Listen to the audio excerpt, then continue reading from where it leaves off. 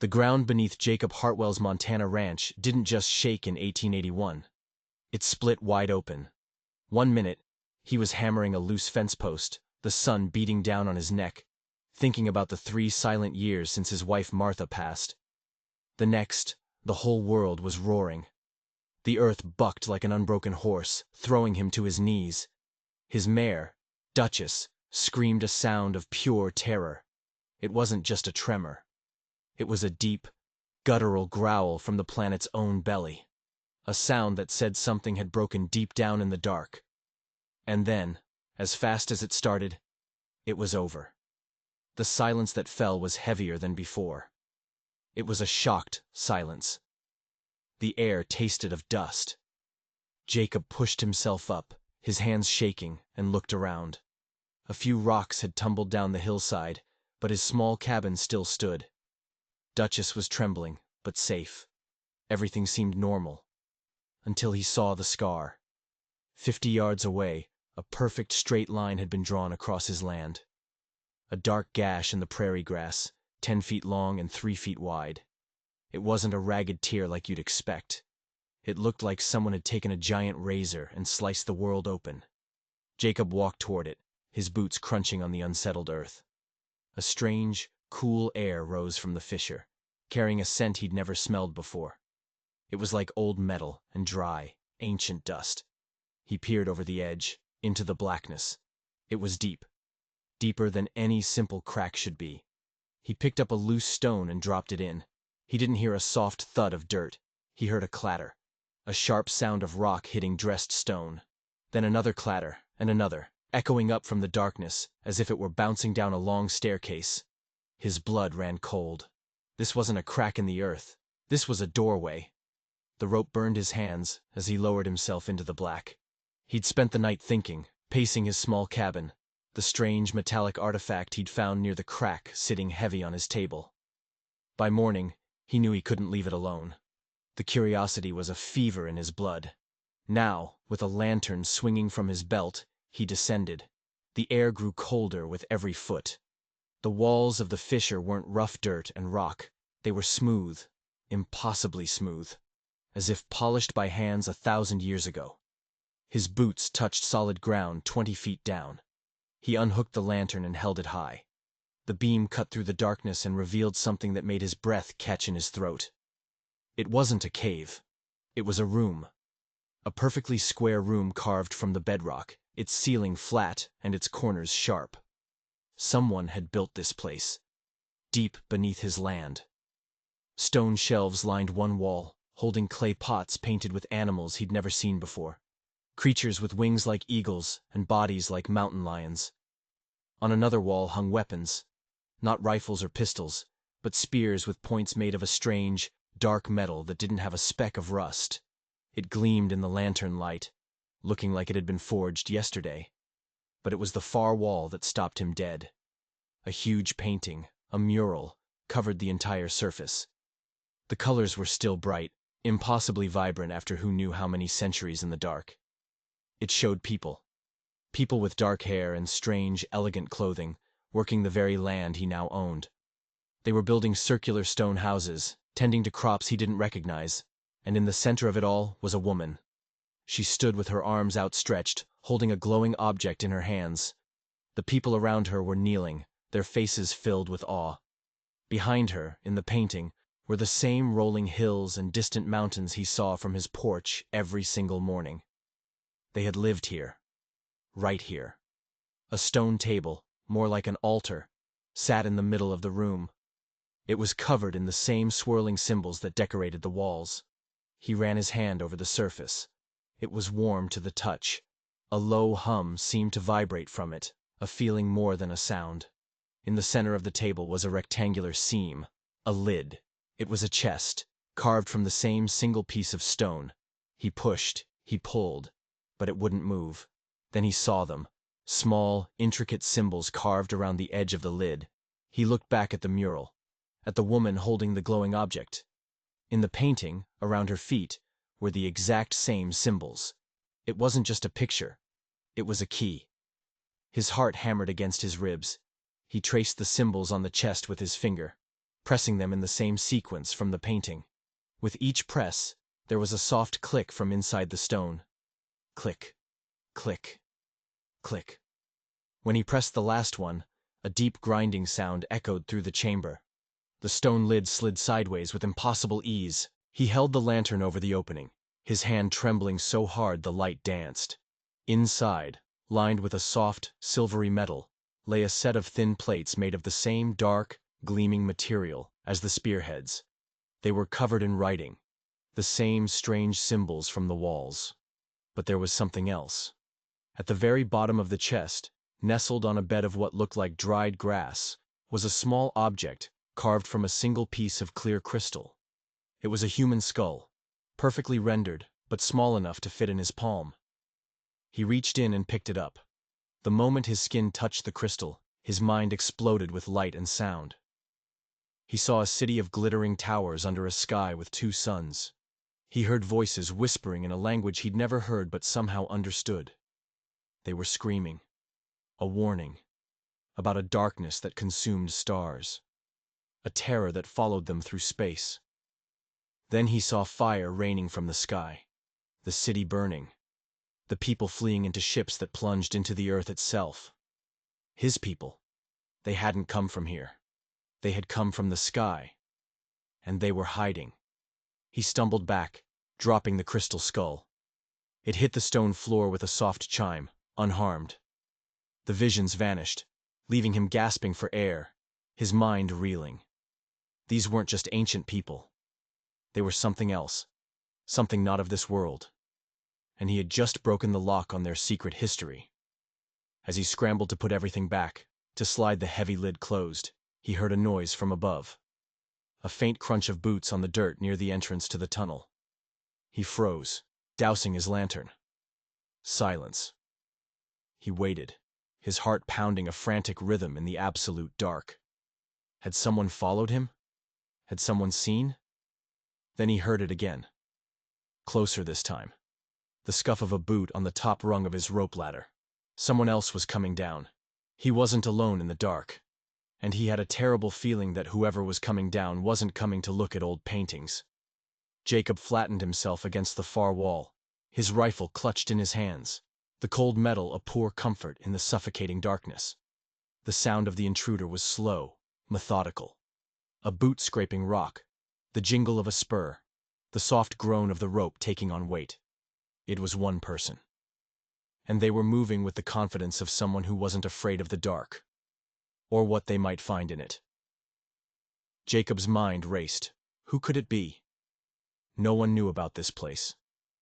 He hadn't told a soul. He held his breath, listening, trying to pinpoint the person's location. The lantern was out, leaving the chamber in a blackness so complete it felt like a physical weight. A match scraped against stone.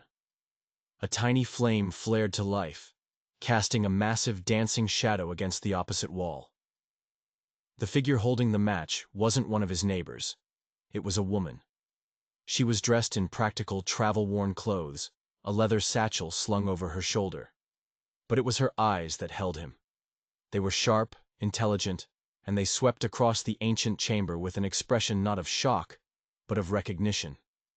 She lit a lantern she'd brought with her, and the room filled with a steady, golden glow.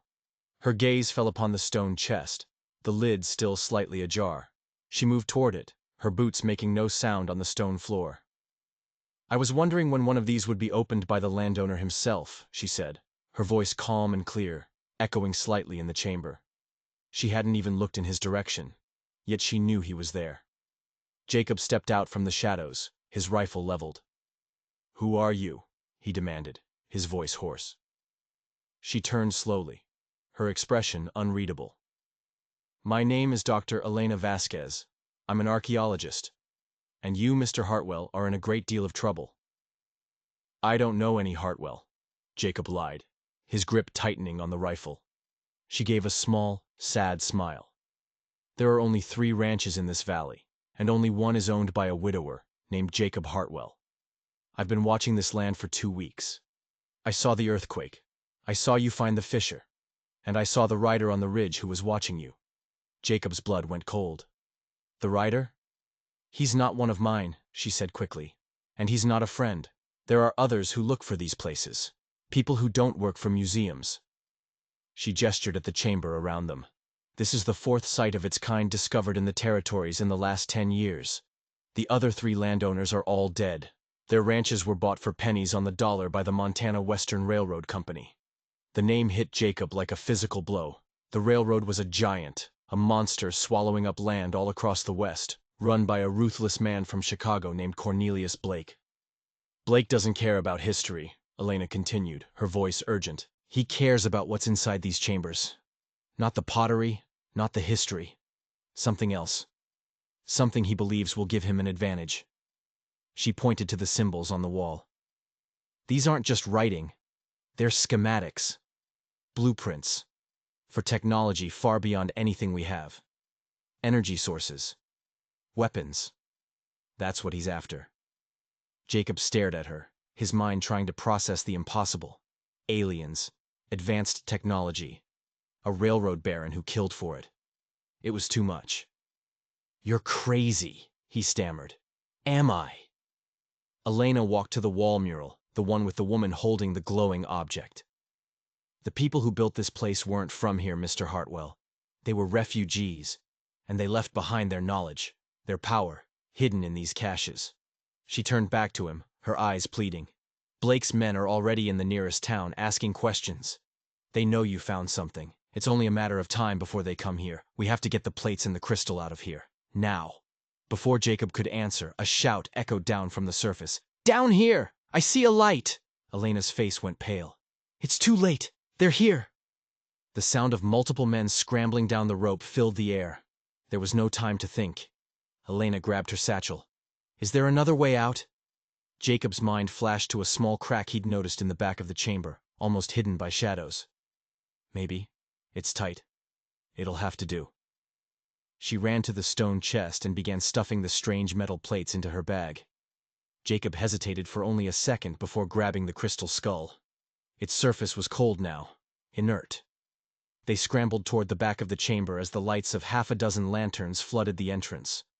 A man in a fancy suit, his face cruel and calculating, stood there, flanked by men with guns drawn. Cornelius Blake. Well, well, Blake's voice dripped with greasy satisfaction. Looks like the good doctor beat us to it, and the local dirt scrabbler found himself a little treasure. He smiled, a cold, predatory thing.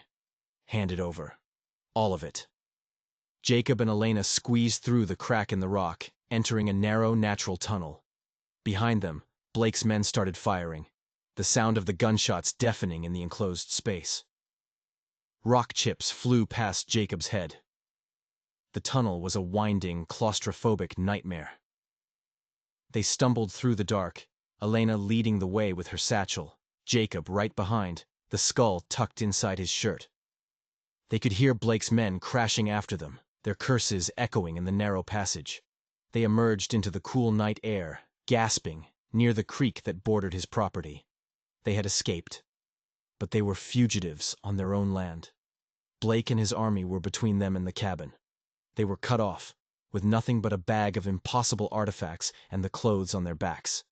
He won't give up, Elena panted, leaning against a cottonwood tree.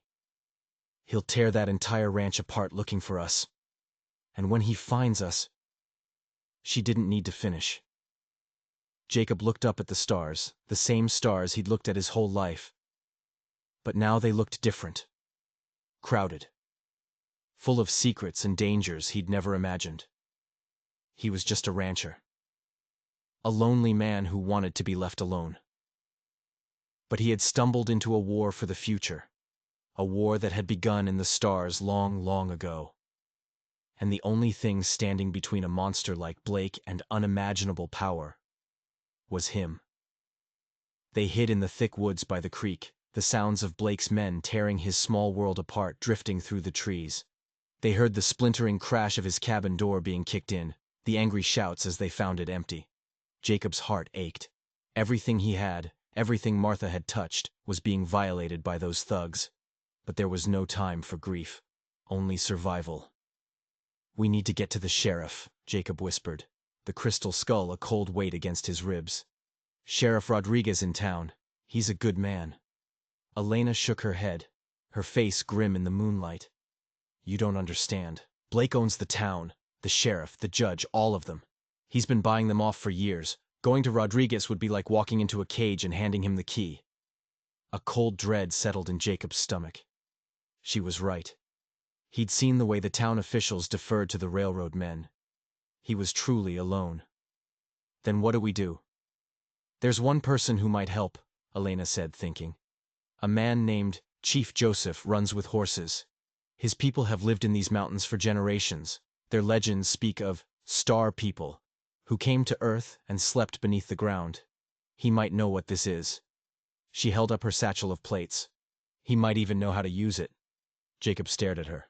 You want us to go to the reservation? They don't take kindly to trespassers. We're out of options, Jacob, she said, her voice firm. It's a day's ride from here, through the Badlands.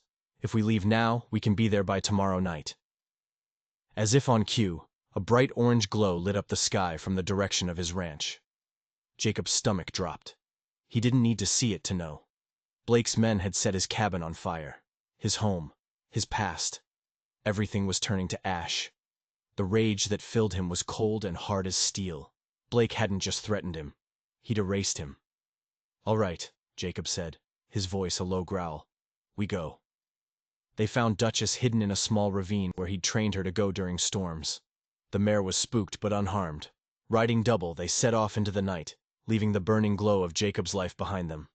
The journey through the Badlands was a waking nightmare. The terrain was brutal, all sharp rocks and sudden drops.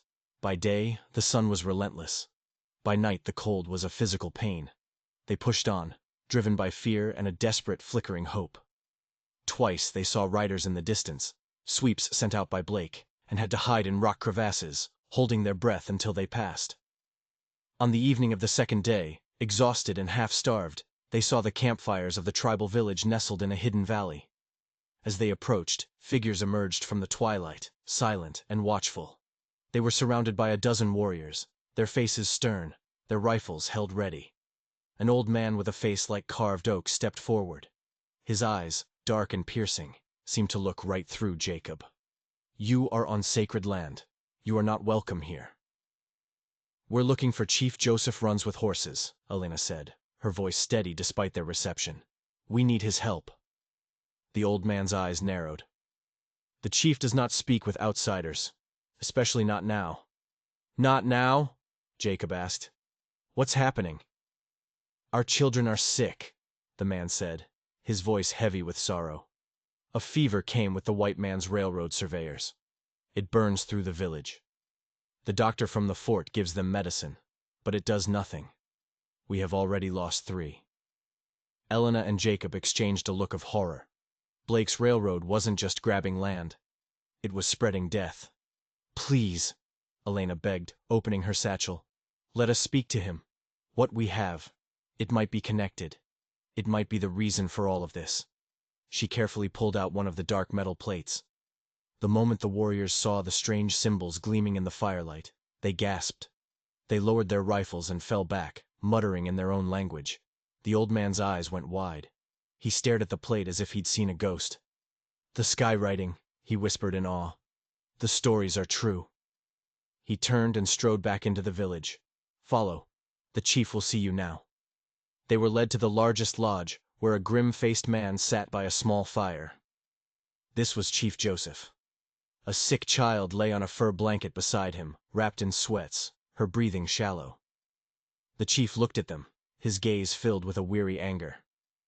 The elder says you carry a sacred object. Elena laid the plate on a blanket before him. The chief studied it, his fingers tracing the symbols. My grandfather's grandfather spoke of these. A gift from the star people, he said. A key to their knowledge. He said they would sleep until the world needed them again. To fight a great darkness. He looked up, his eyes locking with Jacob's. The darkness is here, isn't it? This railroad man, Blake. He is not just greedy. He is a poison. Jacob then felt a strange impulse. He pulled the crystal skull from his shirt. The moment it came into the light of the lodge, the sick child beside the chief stirred. Her eyes fluttered open. The skull began to emit a soft, low hum. and a pale blue light pulsed from within. The child sat up, the feverish flush on her cheeks fading. She took a deep, clear breath, the first one in days. Everyone in the lodge stared in stunned silence. The crystal wasn't just a key to a dead civilization. It was alive, and it was a tool of healing. The chief looked from the healthy child to the glowing skull in Jacob's hands, his face a mask of utter astonishment. "The life stone," he breathed. "It is real." Suddenly, Jacob understood. Blake wasn't after weapons or energy. He was after this: immortality, a cure for any disease, the power over life and death itself. That was a prize worth killing for, a prize worth burning the world for. The celebration in the village was unlike anything Jacob had ever seen. The life stone, as the chief called it, pulsed with its gentle blue light, and one by one, the sick children were brought before it. As Jacob held it, he could feel a warmth spreading from the crystal, a feeling of pure, clean energy. And one by one, the children were healed. The fever broke, the coughing stopped, their strength returned. The tribe looked at Jacob not as an outsider, but as a miracle worker, a holy man. It was a heavy weight to bear. That night, Chief Joseph sat with Jacob and Elena by the main fire, the healthy children now sleeping peacefully. "The legends say the Star People left many gifts behind," the chief explained, his voice low. "The Life Stone is the greatest of them. It can mend what is broken, but the stories also give a warning. Its power can be twisted. In the wrong hands, it can be used not just to heal, but to control, to change a person into something they are not." A chill ran down Jacob's spine. What would a man like Blake do with the power to change people? "He must not get this," Jacob said, his voice firm. The chief nodded grimly. "He will not stop until he does. He has men everywhere. He will find you." He looked out into the darkness. "But he does not know these mountains as we do. My warriors will guide you. There is a place, a hidden sanctuary from the time of the Star People. It is high in the peaks, a place where their ships once rested. You will be safe there." Before dawn, they were on the move again, this time with an escort of 4 of the tribe's best warriors. They moved like ghosts through the forest, leaving no trail, making no sound. For the first time in days, Jacob felt a sliver of hope. They had allies. They had a destination. But the feeling didn't last long. As they reached a high ridge overlooking the valley, one of the warriors held up a hand, signaling for a halt. He pointed down below.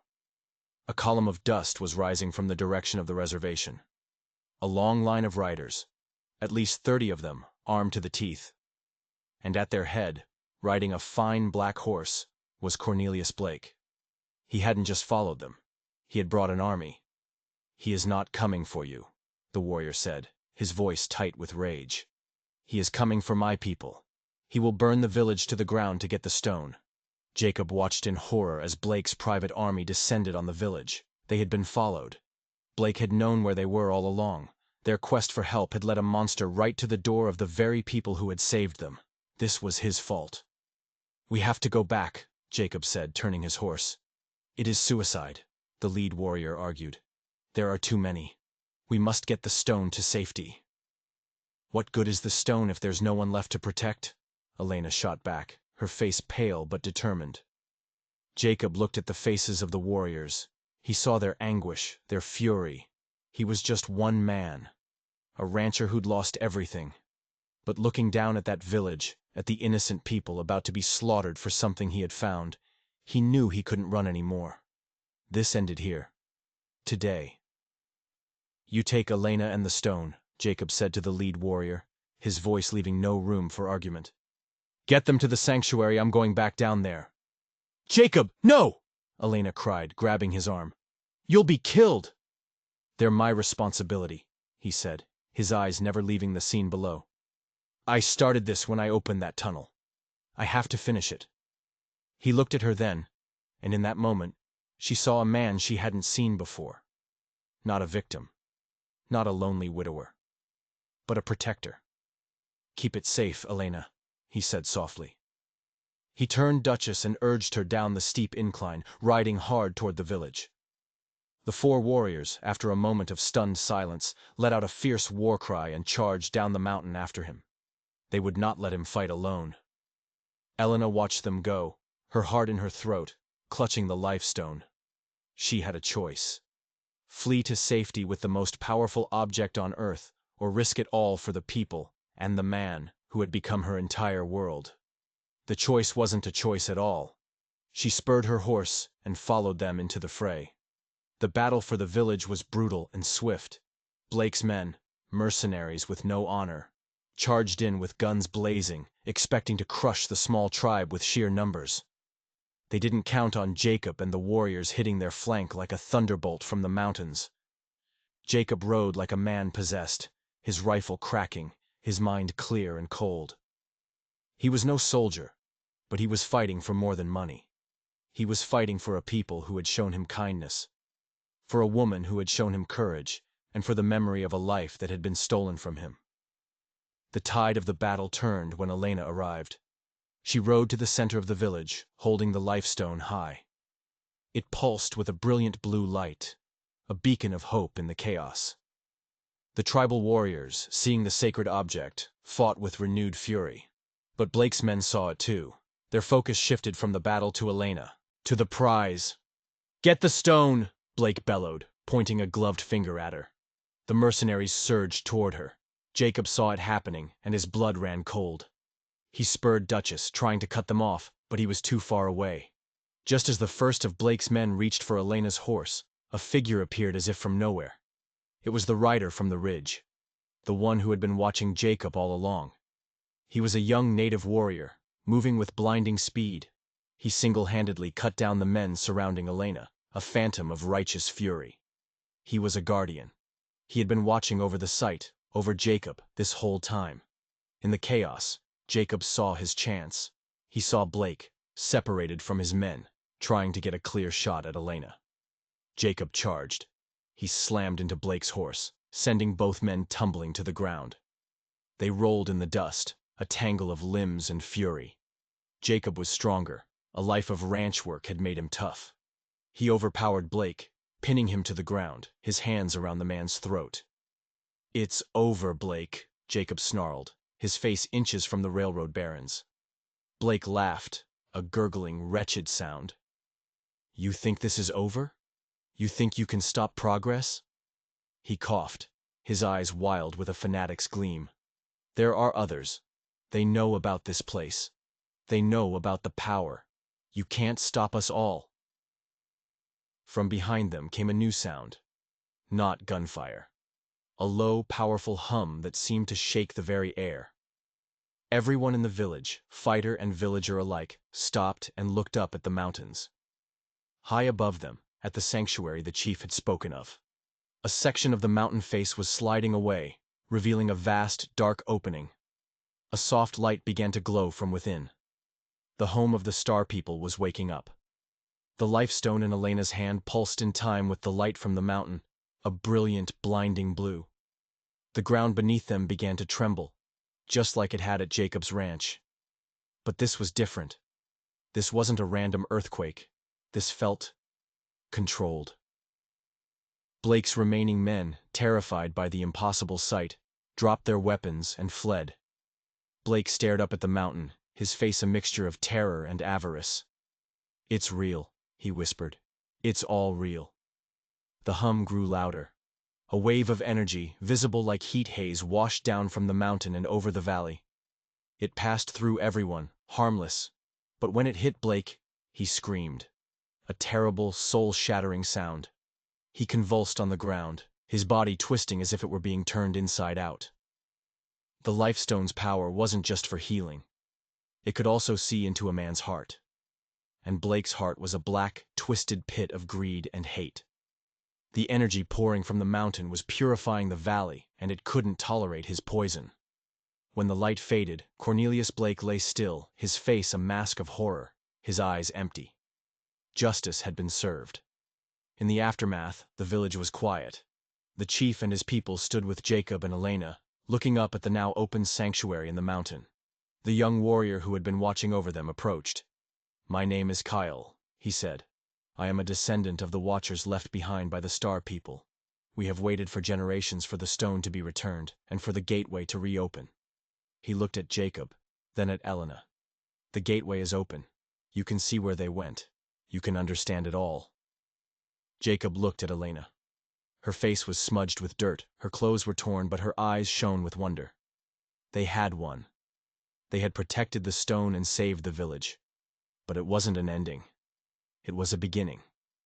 Together, they had uncovered a secret that would change the world forever. The lonely rancher and the determined archaeologist. They had found something more valuable than any artifact. They had found a purpose and a future. In the weeks that followed, a new world opened up to them. Kale led Jacob and Elena up to the mountain sanctuary.